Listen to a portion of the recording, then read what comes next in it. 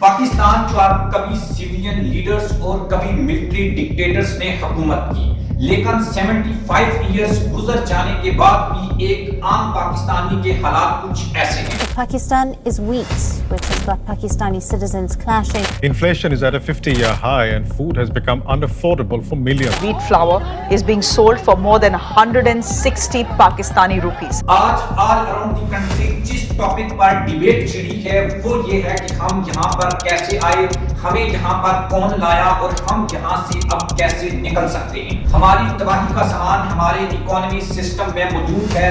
ہمیں کانسیپٹ کو پریکٹس کے ساتھ، سبسٹانس اور ایلیجن کو ریئلٹی کے ساتھ کنفیوز کر کے بتایا ہے۔ سمپل سی بات ہے، ایک رینٹ سیکنگ اکانومی جو ٹیکس، جھوٹ اور کنسیشن کے ساتھ چل رہی ہو، وہ دنیا کے ماڈرن اکانومی سسٹم کے ساتھ کمپیٹیٹو نہیں ہے، اور یہی ہمارے اس موجودہ اکنامک کرائسس کی اصل وجہ ہے۔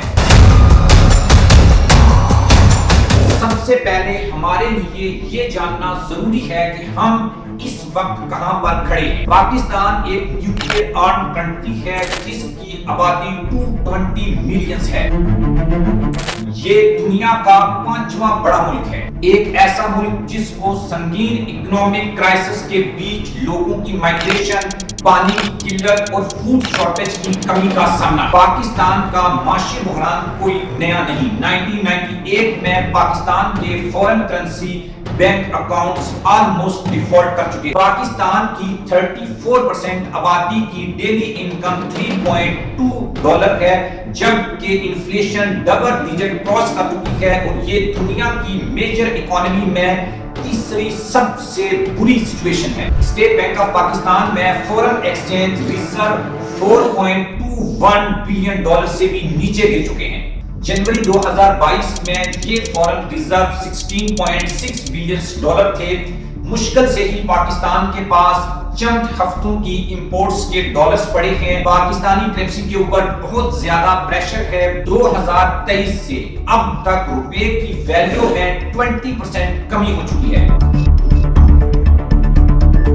اگر ہم پاکستان کے موجودہ اکنامک کرائسس کی وجہ دیکھیں تو کچھ ڈارک ریئلٹیز ہمارے سامنے آتی ہیں۔ مسیحا کے روپ میں چھپی اشرافیہ نے اس ملک کو کیسے لوٹا۔ 2021 میں یونائٹڈ نیشن کی پاکستان ہیومن ڈیولپمنٹ رپورٹ شائع ہوتی ہے، جس سے معلوم ہوا کہ کنٹری کی ایلیٹ کو دی گئی مراعات پاکستانی معیشت کے اوپر سب سے بڑا بوجھ ہے۔ Corporate sector, feudal landlords, powerful military 17 billion یا 6% آف ٹوٹل اکانومی سیدھا سائیڈ کے اوپر کر لیتے ہیں۔ لیوریجز کا فائدہ tax break, cheap input prices اور ہائی آؤٹ پٹ پرائسز کی صورت میں اٹھایا جاتا ہے۔ ایلیٹ کی لینڈ، سروسز اور کیپٹل تک ایزی رسائی ہے۔ پاکستان کا صرف کارپوریٹ سیکٹر $4.7 بلین کی پریویلیجز لیتا ہے۔ پاکستان کی top political leadership Imran Khan, Nawaz Sharif, Asif Zardari اس ایشو پر بات یا ریفارمز نہیں کرتے، کیونکہ کارپوریٹ سیکٹر کے ریپریزنٹیٹیو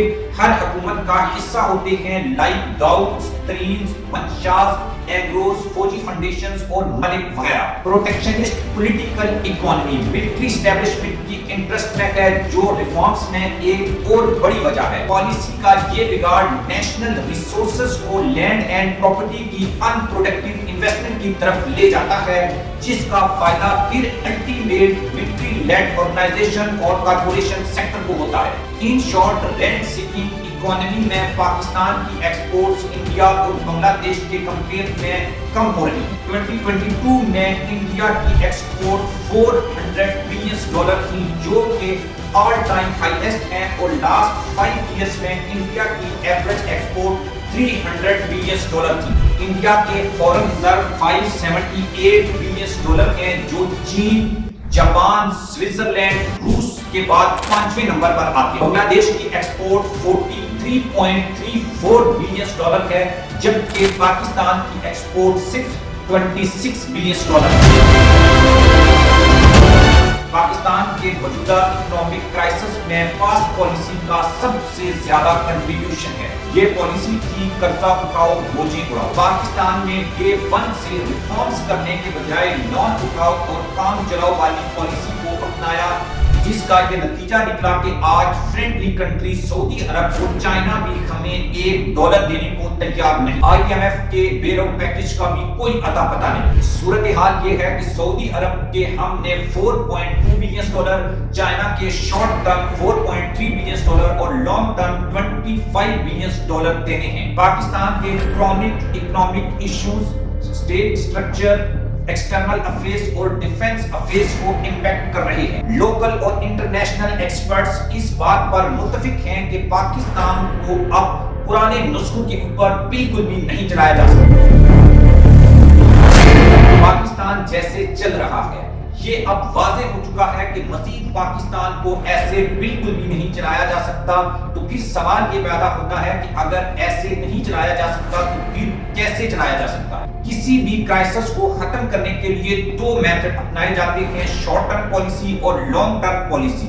हम पहले शॉर्ट टर्म पॉलिसी के तहत कुछ स्टेप्स को डिस्कस करेंगे, फिर आपको बताएंगे कि लॉन्ग टर्म पॉलिसी क्या होनी चाहिए। कॉर्पोरेट सेक्टर की 800 बिलियन की टैक्स कंसेशन और सब्सिडी खत्म। IMF बेलआउट पैकेज, आइन के आर्टिकल 35A के तहत माशी इमरजेंसी का नफाज, 100 बिलियन एक्स्ट्रा लैंड और एग्रीकल्चर प्रॉपर्टी टैक्स। पाकिस्तान का 100 बिलियन पॉपुलेशन वाला प्रोविंस पंजाब इंडिया के सिर्फ एक सिटी चेन्नई से भी कम टैक्स कलेक्ट करता है, जिसकी आबादी सिर्फ 10 मिलियन है। डिफेंस बजट में 100 बिलियन का कट, सेंटर गवर्नमेंट लैंड की अलॉटमेंट के ऊपर पाबंदी, launch privatisation programme to attract productive investment, सारे में चलने वाले कौमी अदारों की डिसेंट्रलाइजेशन, प्रोडक्टिव इन्वेस्टमेंट के लिए फ्रेंडली एनवायरनमेंट, बड़े पैमाने के ऊपर इकोनॉमिक रिफॉर्म। पॉलिटिकल लीडरशिप की ये जिम्मेदारी है कि वो कौम को, पाकिस्तान को क्राइसिस से निकाल कर डेवलपमेंट और एफिशिएंसी के रास्ते पर लाएं। जब तक डेमोक्रेसी और पॉलिटिक्स में इस्तेहकाम नहीं आएगा, मैशियत कभी भी ठीक नहीं हो सकती। पॉलिटिकल कैपिटल की परवाह किए बगैर माशी रिफॉर्म्स इस वक्त सबसे ज्यादा जरूरी है। अगर हम पाकिस्तान को इस क्राइसिस से निकालना चाहते हैं तो सबसे पहले हमें ये तस्लीम करना होगा कि हम कोई आइडियल कंट्री नहीं है, हम कोई सुपर पावर नहीं है, हम दुनिया का थर्ड वर्ल्ड कंट्री हैं। और इसके बाद हमें अब दुनिया की बड़ी पावर, सुपर पावर या रीजनल पावर बनना है और उसके लिए कर्जों के ऊपर नहीं चलना, बल्कि खुद काम करके हमें ये अचीवमेंट्स हासिल करनी। आई होप कि हम सब मिलकर पाकिस्तान को इस क्राइसिस से निकालेंगे और हर शख्स इसमें अपना अपना रोल एफिशिएंटली प्ले करें।